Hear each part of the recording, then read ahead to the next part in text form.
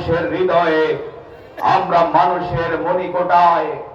মানুষ আমাদেরকে বিগত দিনে যেভাবে আশ্রয় দিয়েছিল, এই দেশের সেনাবাহিনীর ৫৭ জন সদস্যকে হত্যা করা হয়েছিল, কারণ আওয়ামী লীগ জানত সেনাবাহিনী যদি অফিসাররা মাথা তুলে দাঁড়ায় তাহলে শেখ হাসিনা তার অন্যায় অপকর্ম করতে পারবে না। আর একটি পরীক্ষিত রাজনৈতিক দল বাংলাদেশ জামাত ইসলামীকে নিশ্চিহ্ন করার উদ্যোগ নেওয়া হয়েছিল, কারণ তিনি জানতেন জামাত ইসলামী, তার নেতৃত্ব, এই দলের জনপ্রিয়তা, এই দলের জনশক্তির আল্লাহ ভীতি, মানবিক কর্মকাণ্ড, সামাজিক কর্মকাণ্ড, অর্থনৈতিক শিক্ষা, ব্যাংক বিমা থেকে শুরু করে সমাজের প্রতিটি জনপদে বাংলাদেশ জামাত ইসলামী যেই জনপ্রিয়তা এবং অপ্রতিরোধ আন্দোলনে পরিণত হয়েছিল, আওয়ামী লীগ মনে করত যে তাদের সবচেয়ে বাধা হচ্ছে বাংলাদেশ জামাত ইসলামী।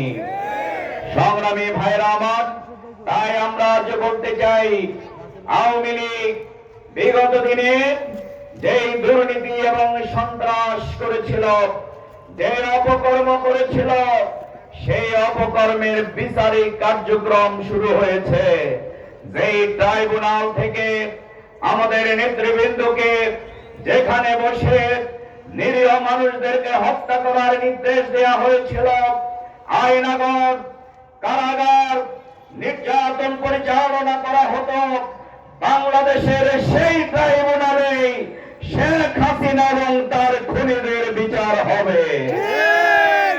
সংগ্রামী ভাইয়েরা, আর আওয়ামী লীগের কাঁধে বন্দুক রেখে যেই রাষ্ট্রটি আমাদের উপরে আধিপত্যবাদ বিস্তার করেছিল, সেই আধিপত্যবাদের শক্তি এখন বেসামাল হয়ে গেছে। কারণ আমরা ৪৭-এ স্বাধীন হয়েছিলাম, আমরা ৭১-এ স্বাধীন হয়েছিলাম, কিন্তু স্বাধীনতার সুফল মানুষ পায় নাই। আমরা ২০২৪ সালে আবার ছাত্র জনতা আমরা স্বাধীনতা লাভ করেছি ভারতের আধিপত্যবাদের কবল থেকে। সুতরাং এবারের স্বাধীনতা আমাদের মুক্তির সংগ্রাম শুধু নয়, এবারের সংগ্রাম হচ্ছে প্রতিটি সমাজের, রাষ্ট্রের, সংসদের থেকে কুলেঘর পর্যন্ত সর্বত্র আল্লাহর আইন প্রতিষ্ঠা করার সংগ্রাম। এই জন্য আপনারা সংসদ ভবন থেকে শুরু করে রাষ্ট্রের সকল জায়গায় আল্লাহর আইন এবং এই সৎ লোকের শাসন কারা কারা দেখতে চান? তাহলে সংগ্রামী ভাইরা আমার, তাহলে আমাদের বাংলাদেশ জামাত ইসলামী বিগত দিনে আমাদের অর্থনীতি, আমরা ব্যাংক প্রতিষ্ঠা করেছিলাম, স্বাস্থ্য ক্ষেত্রে অবদান রেখেছিলাম, আমরা সকল ক্ষেত্রে মানবিকতা, সামাজিকতা, একটি উন্নত নৈতিক দৃষ্টান্ত বাংলাদেশ জামাত ইসলামী এবং তার নেতৃত্ব প্রতিষ্ঠা করতে সক্ষম হয়েছে, আলহামদুলিল্লাহ। সেই নেতৃত্ব, সে আদর্শকে ধারণ করে আমরা সামনের দিকে এগিয়ে যেতে চাই। আমরা ইনসাফ এখানে করতে চাই। স্লোগান হচ্ছে উই ওয়ান্ট জাস্টিস, কিন্তু ইনসাফ, যারা এই স্লোগান দেন তাদের কাছে ইনসাফ প্রতিষ্ঠার মানুষ নেই। কারণ সব রাজনৈতিক দল তার লোক ধরলেই বলে ছেড়ে দেন, আমার দলের লোক। এই ঠিক না?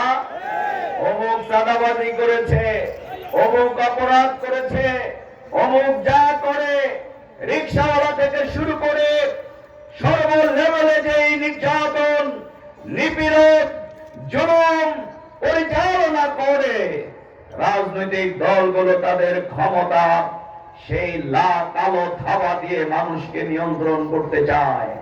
কিন্তু বাংলাদেশ জামাত ইসলাম